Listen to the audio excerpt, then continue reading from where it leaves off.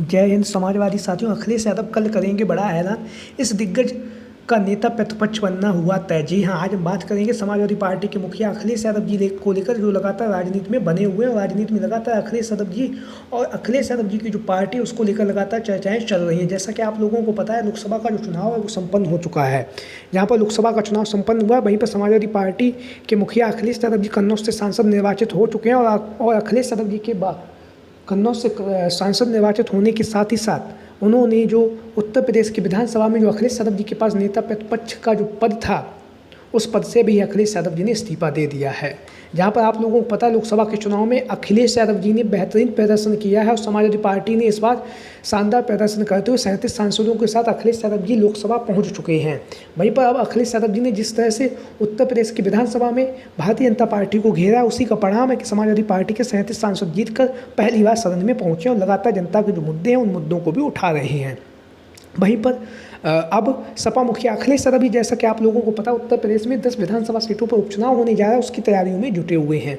उन्हीं की तैयारियों के बीच में अखिलेश यादव जी जो उत्तर प्रदेश की विधानसभा में जहां पर नेता प्रतिपक्ष का जो पद खाली हुआ है, जहां से अखिलेश यादव जी के इस्तीफा देने के बाद यह पद खाली हुआ, तो इसको भरने के लिए अखिलेश यादव जी लगातार अपनी तरह तेज तर्रार नेता की तलाश कर रहे हैं और कहीं ना कहीं समाजवादी पार्टी में मंथन का दौर चल रहा है। उत्तर प्रदेश की विधानसभा में नेता प्रतिपक्ष का जो पद है वो भी खाली है और आप लोगों को पता है 29 जुलाई यानी कि परसों से उत्तर प्रदेश की जो विधानसभा है वहाँ पर मानसून सत्र चलेगा। लेकिन अखिलेश यादव जी नेता प्रतिपक्ष को लेकर लगातार पार्टी कार्यालय में बैठकें कर रहे हैं। और अगर हम बात करेंगे तो नेता प्रतिपक्ष के रूप में सबसे पहली जो दावेदारी है वो है शिवपाल सिंह यादव जी।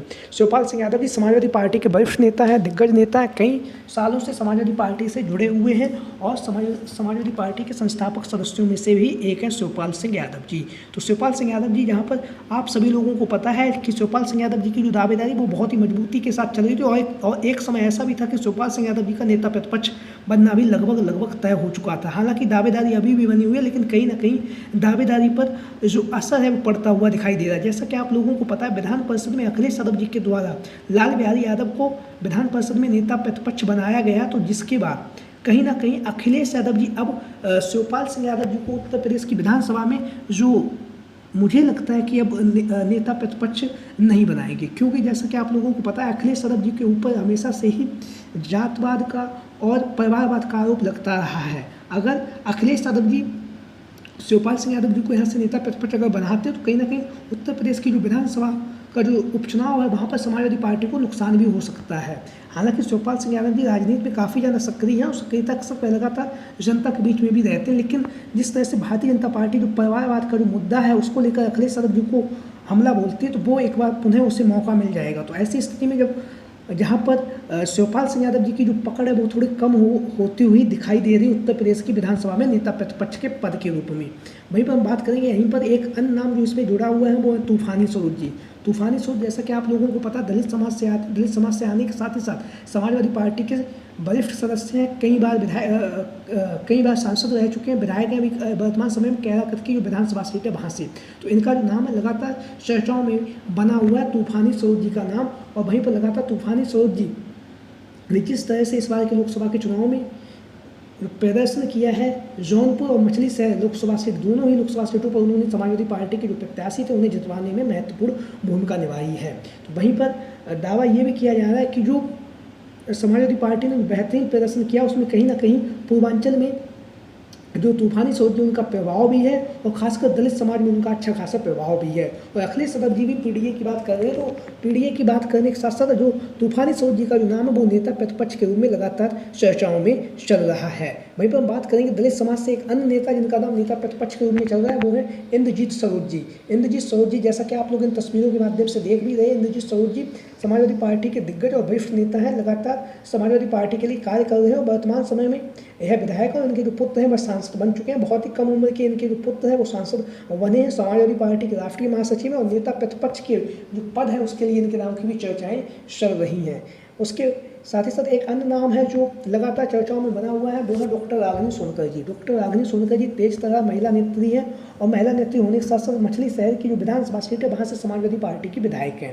विधायक होने के साथ साथ जिस तरह से भारतीय जनता पार्टी की जो सरकार है उस पर हमला बोलते हैं, उसको लेकर लगातार इनका जो नाम है नेता प्रतिपक्ष विधानसभा के रूप में चल रहा है। लगातार इनके नाम की भी चर्चाएं चल रही। वहीं पर एक जो अन्य नाम भी लगातार चर्चाओं में बना हुआ है वो है, आप लोग देख भी रहे हैं, रामअचल राजभर। रामअचल राजभर गैर यादव ओबीसी वोट बैंक में अच्छी खासी इनकी पहचान भी है और गैर यादव ओबीसी वोट को पाने के लिए अखिलेश यादव जी रामअचल राजभर को नेता प्रतिपक्ष भी बना सकते हैं, ऐसी भी खबरें लगातार चर्चाओं में बनी हुई हैं। तो आप लोगों ने देखा ये इतने सारे दावेदार हैं जो लगातार इनके नाम की जो चर्चाएं हैं लखनऊ पार्टी कार्यालय में समाजवादी पार्टी के मुखिया अखिलेश यादव जी कर रहे हैं। और हालांकि कल इसका फैसला हो जाएगा कि उत्तर प्रदेश की जो विधानसभा है उसमें नेता प्रतिपक्ष कौन होगा। अब हम एक एक करके अगर हम बात करेंगे तो सबसे पहले हम बात करेंगे शिवपाल सिंह यादव जी की।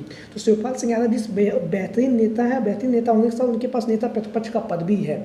लेकिन जैसा कि आप लोगों को पता है, लोकसभा के चुनाव के बाद जो विधान परिषद में अखिलेश यादव जी ने एक यादव को, जो लाल बिहारी यादव जी हैं, उन्हें वहाँ पर विधान परिषद में नेता प्रतिपक्ष बना दिया है। ऐसी स्थिति में अब शिवपाल सिंह यादव जी का जो उत्तर प्रदेश की विधानसभा में नेता प्रतिपक्ष बनने में कहीं ना कहीं कुछ असमंजस भी लग रही है, क्योंकि अगर शिवपाल सिंह यादव जी को विधान सभा में नेता प्रतिपक्ष बनाया गया तो कहीं ना कहीं यादव को लेकर राजनीति हो सकती है, भारतीय जनता पार्टी इस मुद्दे को भी उठा सकती है। वहीं पर हम बात करेंगे इंद्रजीत स्वरूप जी।